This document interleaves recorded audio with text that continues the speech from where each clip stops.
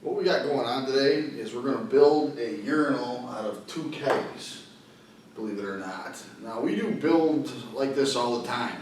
If you want to see builds, let me know in the comments or whatever, because we do this all the time. It just takes forever to film it while you're building stuff, so it's kind of a pain. But if that's what you want to see, we can do some more build videos. So the reason that we're doing this, I got why written right here. It's gonna be zero plumbing, so it's not gonna be actually hooked up to a water source. We're gonna use a storage container above the actual urinal and use gravity to feed down the water. So it's not actually plumbed in, so there's zero plumbing for this. So this is for like if you were gonna put it in a shop or a garage type situation. I have a small fab shop that we do a lot of small manufacturing type things in, and it has no plumbing. It has plumbing that comes in, but it's shut off from another source outside of the building because it freezes. So that's why we're trying to do this with zero plumbing, because we don't want the lines to freeze in the winter. So another reason is I actually have TV out there, and me and my buddies like to watch the Bills games on Sundays. So we watch football out there. So people go in and out, and you know it lets cold air in the winter. Obviously football season's in the fall towards the winter, so it gets cold. So we watch football in there, and you know we don't want to have people go in and out of the buildings. So another thing is bugs in the summer. We're kind of located near a river and a swamp, and the mosquitoes are terrible. So again, people going in and out of the building lets bugs in. So that's why we're building this. You can build one for a garage, like I said, or a small shop if you have one.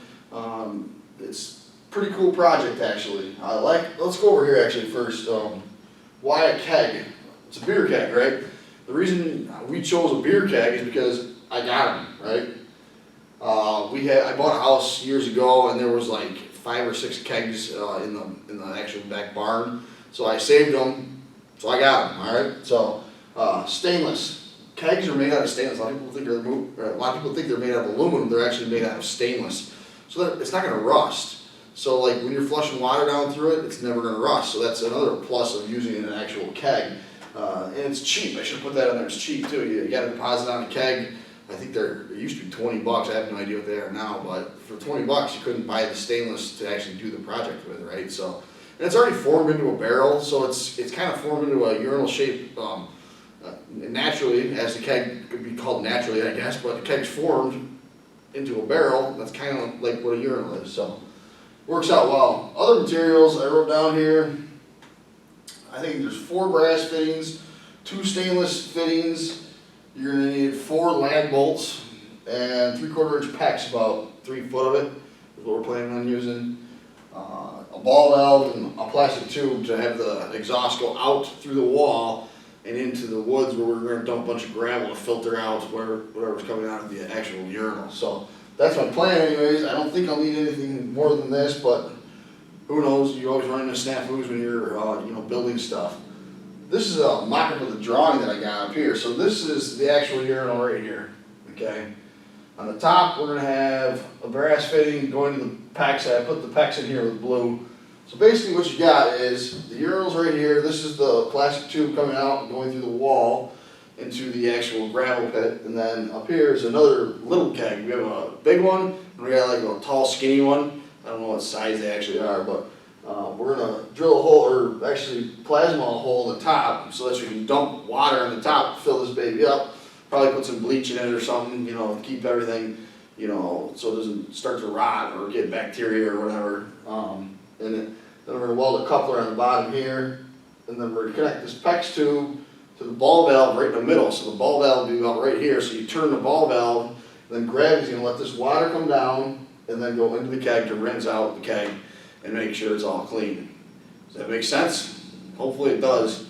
So this is the project that we're doing. Like I said, if you like seeing build videos, like I said, we do stuff like this all the time. It just takes a lot longer to build something when you got to stop and video it and things like that. So I'm probably going to have to do this in at least 2 videos, maybe 3. So I'll do like a part 1, 2, and 3. So just be looking for keg urinal part 1, part 2, and if I need it, part 3. So here we are. We're going to build a urinal out of a keg. That's the whole deal here. So we'll start getting at it, and we'll wrap this baby up. Alright, we're here at phase one of the keg urinal project that we're doing. This is the one that we're going to actually have be the urinal, and the smaller one is going to hold bleach water above it. This is a plumbing-free system, so it's not hooked into like water in your house, for instance. So the first thing we're going to do is vent these. You always want to vent cylinders when you're cutting into them, and you want to treat these cylinders like they're full of gasoline. I mean, you don't want to mess around cutting into cylinders at your own risk. I don't condone you cutting into cylinders without knowing what was in them and using the proper procedures to actually cut into the cylinders. So I'll show you how I'm going to vent this here. That's the next step of this project. And then we'll do a layout of where we're actually going to cut these. These are the tops of the two kegs.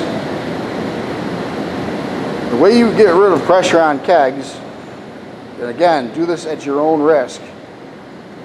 You push that ball down right there. The problem with that is if there is pressure, or if there's actually beer in there, the beer is going to come out, so you're going to get covered in beer. So be careful when you relieve the pressure. You just push that ball down right there. That relieves most of the pressure, but I don't trust that, so I drilled a hole into it right there. And I did the same thing over here. Push that ball down until air stopped coming out, and I drilled a hole in it again. Now I'm positive that there was beer in this, so I know it's not explosive. But anytime you're cutting into a cylinder, you're doing it at your own risk.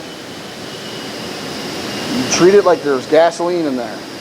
So what I'm going to do is the layout for the next cuts is we're going to use a plasma process. This one is the little one. I'm just cutting a hole in the top, so that's pretty simple. So we'll do that one first, and then we'll do the big one here. That's a little bit more complex, so we'll do the layout of what we're going to cut on that right after we do the easy one, which is just cutting the top off of the little one.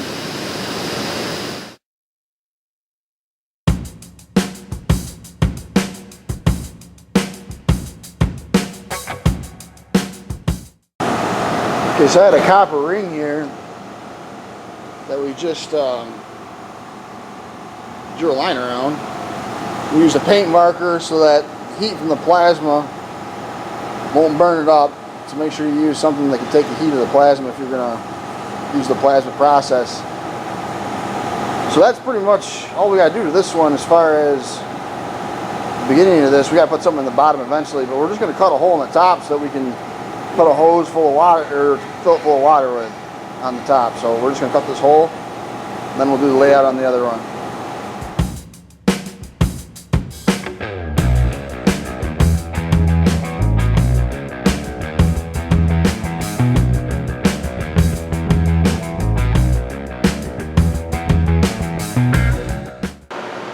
So this is a hole we just cut, plasma that in there. You can see there's about 2 inches of beer at the bottom. Somebody didn't finish their keg. That's illegal in all 50 states. So we're going to rinse this baby out and then do the layout on the big keg, which is going to actually be the urinal.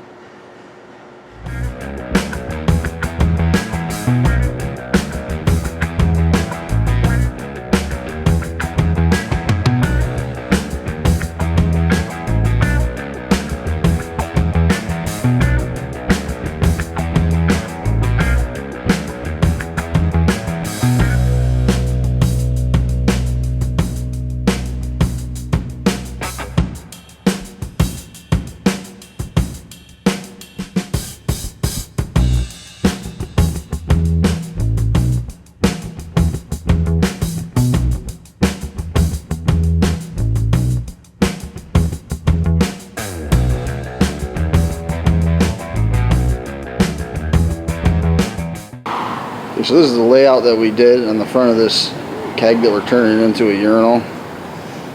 And we had to just kind of play with it to get the right designs. So yeah, we made a lot of lines. We'll put an X in all the lines that we don't want, so we don't accidentally cut them. It's going up to the top, and then we're going to put a V in the top, which I'll show you here in a second. Alright, so here we are at the top. You can see the V right there. We're just going along the lines of where that's kind of extruded out there. So that part right there will be missing. So we're gonna fire up the plasma and blast this out.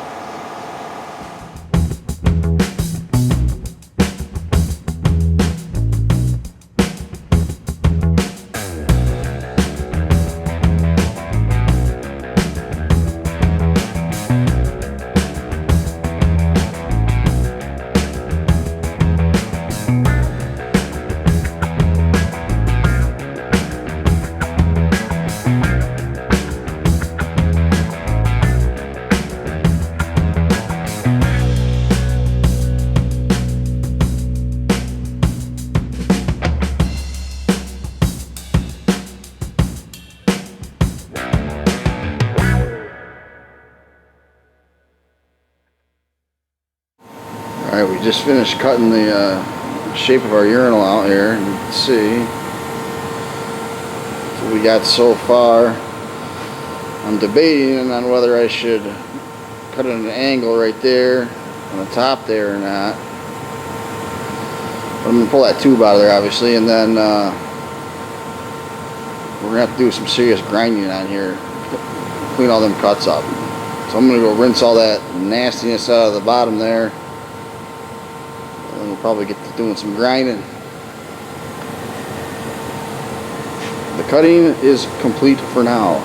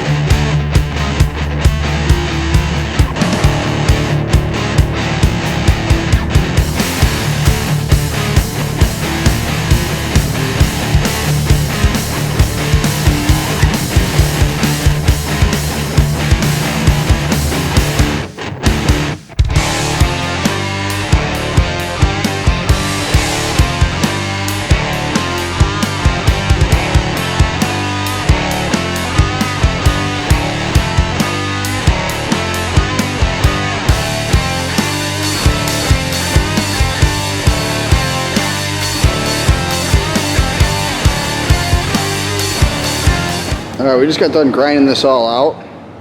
Let's see if I can get on the edge. We did it with a sanding pad, but on these edges, we're going to put a piece of auto door trim all the way around this part of it.